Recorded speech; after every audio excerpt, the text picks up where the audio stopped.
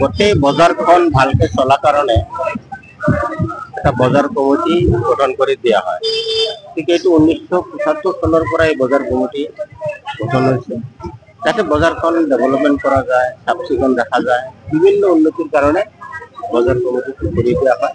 আৰু প্ৰত্যেকবাৰে ৰাইজে কৰি দিয়ে আৰু পঞ্চায়তৰ পৰা বা ব্লকৰ পৰা এইটো এপ্ৰুভেল লৈ যায়। আজি শপত বাক্য পাঠ কৰালে প্ৰত্যেকবাৰে কৰায় আৰু সেইটো যোৱাবাৰো মোদীয়ে কৰাইছে, বিধায়ক হিচাপত এইবাৰো কৰাইছে। আল্লাহৰ নামত ঈশ্বৰৰ নামত শপত ল'লে যে ব্যক্তিগত স্বাৰ্থ বাদ দি সকলোৱে মিলা প্ৰীতিত এই বজাৰৰ উন্নতিকল্পে কাম কৰিব। আৰু কিছু সমস্যা আছে মোক কৈছে বা মই নিজেই জ্ঞাত, যেনেকুৱা থানা এখন লাগে। মোৰ সমষ্টিত থানা নাই এতিয়া এই অঞ্চলত। সূৰ্যগিৰি ব্লক হৈছে, ব্লকৰ অধীনত এখন থানাও নাই। যদি থানাখন চৰকাৰে দিয়ে সমষ্টি ৱাইজ কৰিব বুলি শুনিলো, সেই থানাখন নৱগত চিমলিতলাত দিম বুলি মই ইতিমধ্যে কৈ দিলো, চৰকাৰকো কৈছো। ফায়াৰ ব্ৰিগেড এখন লাগে, তাৰ কাৰণে চাৰ্কল অফিচাৰক মই মাটি লিখিব দিছো। এইটো মাটি দিলে সেই ফায়াৰ ব্ৰিগেড এখন হ'ব। এখন বেংকৰ প্ৰয়োজন আছে আৰু এই বজাৰখন পাৰ্মানেণ্ট প্ৰটেকশ্যনৰ প্ৰয়োজন আছে। আমাৰ MP সাহেব মই নিজে প্ৰটেকশ্যন কেনেকৈ কৰিব পাৰোঁ ডিপাৰ্টমেণ্টৰ লগত ইতিমধ্যে কথা পাতিছোঁ, সেইটো কৰা হ'ব। আৰু যিমান ৰাস্তা ঘাট দেখিছে বজাৰত গোটেইখিনি কৰিছে আৰু যিখিনি বাদ আছিল সেইখিনি ধৰা হৈছে, সেইখিনি হ'ব। বজাৰতো সমস্যা শেষ নহয়, সমস্যা এটা সমাধান কৰাৰ এটা ওলা। গতিকে আজি এই দিনটোত আমি শপত বাক্য পাঠ কৰালো। বেলেগ বাৰ শপত বাক্য পাঠ কৰি চবৰ মনত ফূৰ্তি হাঁহি মানে বম ফুটা ফুটি এনেকুৱা পৰিস্থিতি হয়, কিন্তু আজি চবৰ মন বেয়া। তেওঁলোক সকলোৱে জ্ঞাত যে আমাৰ মাজৰ পৰা এজন মহান ব্যক্তি আমাৰ মাজত জীয়াই আছে, তেওঁৰ দেহাটা।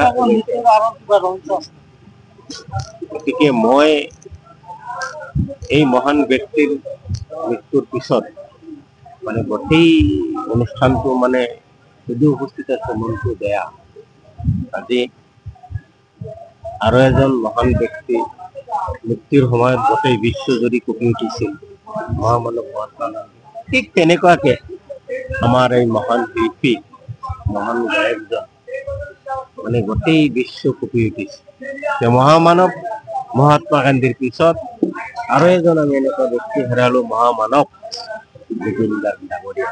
আজি গায়ক শিল্পী হোৱাৰ উপৰিও মহামানৱ হিচাপত মই এইটোলৈ ৰাজনীতি নকৰো, কিন্তু সাধাৰণ ৰাইজৰ কথা জুবিন যিখিনি অনুৰাগী, যিখিনি যিখিনি ভাল পায়, আজি মোৰ গাৰ্জেন নোহোৱা হলে মোৰ কেনেকুৱা লাগিব। যিসকলৰ গাৰ্জেন নোহোৱা হৈছে তেওঁলোকে বুজি পাই আছে। গতিকে জুবিন গাৰ্গ অনুষ্ঠান আছিল 25-26 বৰ্ষৰ বাবে মোক সভাপতি হিচাপে নিৰ্বাচিত কৰিছে, ৰাজেশ ঘোষক সম্পাদক হিচাপে নিৰ্বাচিত কৰিছে।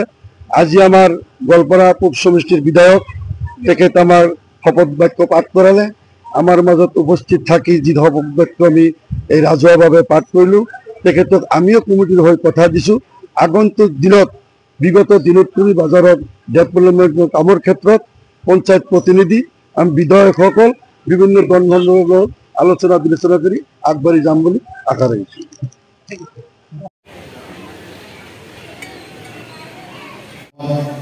শপত ল'ব লাগিব আৰু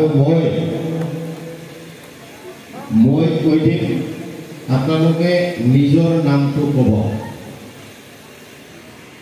বুজি পাইছে? লক্ষ্য কৰি থাকোঁ দূৰৰ পৰাই যে বজাৰৰ যিখন নতুন কমিটিখন হ'ব, ৰাইজে কেনেকৈ বাছি লয়, কেনেকৈ বনায়। ভাল লাগিছে যে আপোনালোকে অতি সুন্দৰভাৱে কৰিবলৈ হ'লে মই এজন প্ৰতিনিধি, MP এজন প্ৰতিনিধি, জিলা পৰিষদৰ সদস্য এজন প্ৰতিনিধি,